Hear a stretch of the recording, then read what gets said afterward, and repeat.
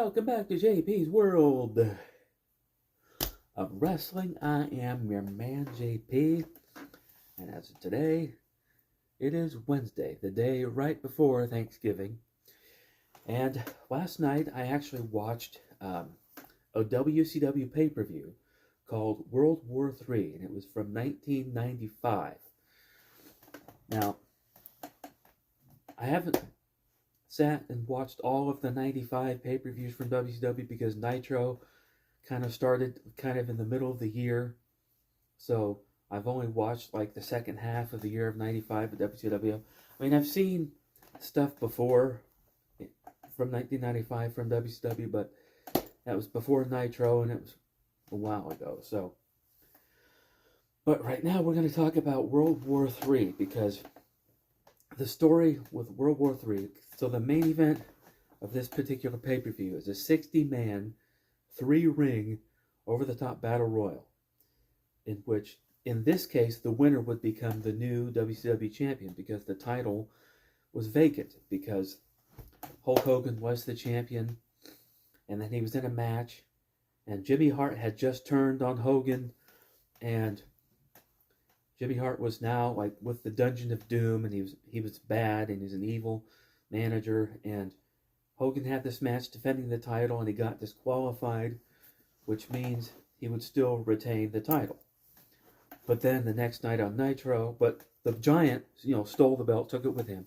The next night on Nitro, Jimmy Hart came out with the Giant and the Taskmaster, and declared that I had it put in his contract that if Hogan lost by disqualification, he would lose the title. Therefore, the Giant is the champion. So then, WCW's lawyer came out and said, "Yeah, that says it in the contract, but that doesn't mean the Giant's the champion. I'm putting the title up, and it's vacant." So now, World War III, they have this 60-man battle royal. Well, we'll get there because I wrote it down on my pretty Hello Kitty piece of paper here. I'm going to read this to you. I'm kidding. This is the closest notepad I could find. Anyway, but yeah, so this card was okay. It was a fun event to watch. But I'll talk about some low points from WCW 95 in a few minutes. But yeah, so the TV title was on the line. Johnny B. Bad defending against Diamond Dallas Page. The stipulation was that if Johnny B. Bad won, then the Diamond Doll, or Kimberly, would go with Johnny B. Bad. Well, Johnny B. Bad won, so he was still the the television champion, and Kimberly and the Diamond Doll went with him. So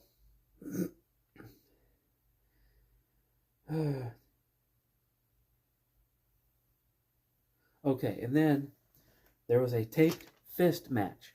It was Big Bubba versus Hacksaw Jim Duggan. Big Bubba, also known as the Big Boss Man in the WWF.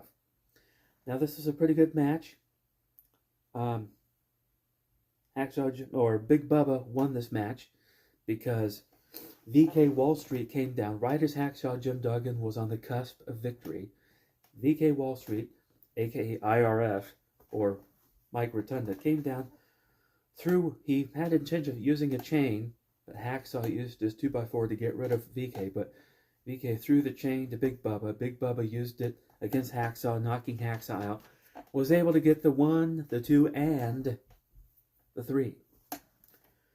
Anyway, and then there was a Japanese women's tag title match. I didn't know any of the wrestlers except Bull Nakano, and because she was also in the WWF, where she beat Alundra Blaze for the WWF women's title. But anyway, I don't remember who won this match. I didn't care. and so then they did this interview segment where Mean Gene was interviewing Lex Luger and Jimmy Hart. And so he was talking to Jimmy Hart, and this made me laugh, but Jimmy Hart was talking about how the reason he left Hulk Hogan and joined the Dungeon of Doom, and he started building Lex Luger up, but Lex Luger standing over there like, Lex Luger's the man. He's got all this stuff. He's got all these accolades. And he's the greatest thing ever. And so, just as he got done saying, Luger put his hand up for a high five, but right as he did that, Jimmy Hart turned around and walked away, leaving Lex Luger hanging. Lex Luger just kind of looked at him like, really? Seriously, you going to leave me hanging? So Luger finally put his hand down, like, all right, I guess I'm not getting a high five. And then he made his comment. I just thought it was funny how Jimmy Hart, he was completely oblivious to the fact that Luger wanted the high five, and he just walked away. Anyway, so then there was a U.S. Championship match. It was Kensuke Sasaki, who was the U.S. champion, Japanese superstar. And I actually kind of liked the looks of this guy because he kind of looked like Bolo Young, the bad guy from Bloodsport. And he was in a number of, but this guy kind of reminded me of him. You know, kind of muscular but kind of stocky at the same time, you know. And his opponent was a wrestler that we don't mention on this channel because he murdered his wife and son, and then he murdered himself or killed himself. So, but Kensuke Sasaki won the match, so I'm thankful for that. And then one of the big feature matches was Macho Man versus Lex Luger. They had been feuding. Luger came in and immediately, you know, started feuding with the Macho Man. And anyway, Luger won this match. And then we had Ric Flair versus Sting. Now, Ric Flair and Sting had already wrestled on Monday Nitro, in which Sting won with a Scorpion Deathlock. And in this match, Sting won again with a Scorpion Deathlock. And that was a pretty good match. And then we had the 60-man over-the-top Battle Royal, 3 rings. And the way they filmed this, it was kind of confusing. Like each ring had its own set of commentators. And on the screen, you saw 3 separate smaller screens. Ring 1, Ring 2, and Ring 3.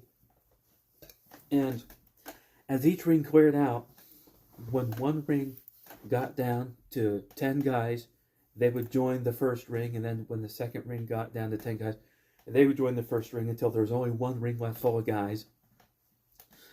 And in the end, so there was kind of a controversial finish where the Giant had been eliminated by Hulk Hogan, but then the Giant pulled Hogan out from underneath the bottom rope.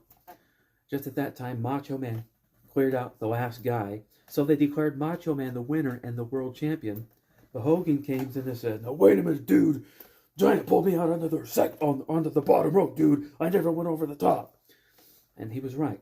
He didn't go over the top. However, none of the referees saw it, so they just declared Macho Man the winner and the world champion. And so, Hulk Hogan, being Macho Man's friend, he let it go. He congratulated Macho, but he's like, tomorrow night on Nitro, Macho, I'm going to show you the tape. I'm going to show you that, I was nominated. So anyway, I got to talk a little bit about Hulk Hogan in 1995 in WCW. They put him in this gimmick where he's feuding with the Dungeon of Doom, and he's with Macho Man and Sting. Those are his buddies, and they're kind of fighting with the Dungeon of Doom. But it was kind of corny because the Dungeon of Doom stuff was just so cheesy. They would do these scenes where they've got this big fat guy on a throne, and he's kind of like almost like the Emperor from Star Wars, but he's like a cross between the Emperor and Buddha or something. And he sits there and he's like, "Hulkamania will die because of my son, the Taskmaster, and because of my son, Kamala, and because of the Butcher, and Ming, and Hugh Morris." And there's all these gimmicky guys, basically all the cheesy gimmicks were all in the Dungeon of Doom. And they're all out to end Hulkamania, including Hulk Hogan's longtime friend Brutus the Barber Beefcake, that is now the Butcher. And Kevin Sullivan dresses in red and yellow because he's the real red and yellow guy.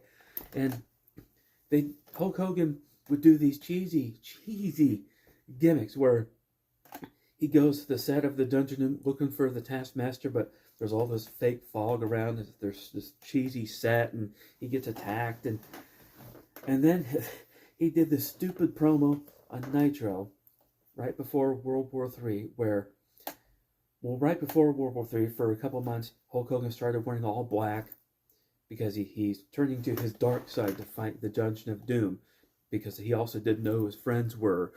So he started wearing all black, and then he did this stupid promo where he's in this, I don't know, medieval castle thing. He's wearing this dark cloak and a hood with his face painted black, and he's got this stupid Phantom of the Opera mask on, and he's got this sword, and he's talking about who knows what with the Dungeon of Doom, and how he's still with the dark side, and it's just,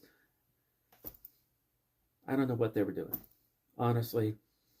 And on Eric Bischoff's podcast, Conrad Thompson, he kind of asked Eric about this, and Eric Bischoff's like, yeah, I don't know what we were thinking. It's kind of stupid. I think it was all Kevin Sullivan's idea, but, I could have stopped it, but I don't know what they were thinking. It was just dumb. It was just dumb, stupid stuff. It was the same kind of stuff that the WWF would have done, but that, it was like it was kind of a WWF type thing, except just kind of dumb. The WWF would have at least done it well. It would have been cheesy, but it would have been fun. This was just dumb, stupid stuff. I don't know.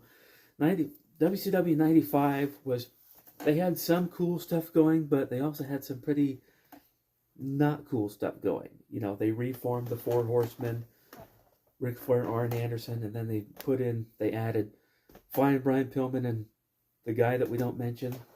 And I don't know. It's like Sting and Luger were a tag team, even though Luger's a heel and Sting's a babyface, and those guys are feuding with the Four Horsemen. At the same time, Luger is kind of with the Dungeon of Doom, and he's kind of feuding with Hogan. It's just kind of confusing. The whole thing is kind of convoluted. But that's wrestling. That's the trap that a lot of wrestling fans get into, is they try to add logic to an illogical situation. And I'm kind of doing the same thing right now, but anyway, that was World War III 1995. It was a pretty good pay-per-view. Wasn't the best I've seen, but as far as WCW pay-per-views, it was okay. So that is going to do it for this video. And if you're wondering why I'm wearing my sweatshirt, because it's cold in here, because it's cold outside, and my wife and I try not to run the heat just yet. We're going to wait until it gets really cold. Anyway, that is going to do it for this video. Hope you enjoyed it.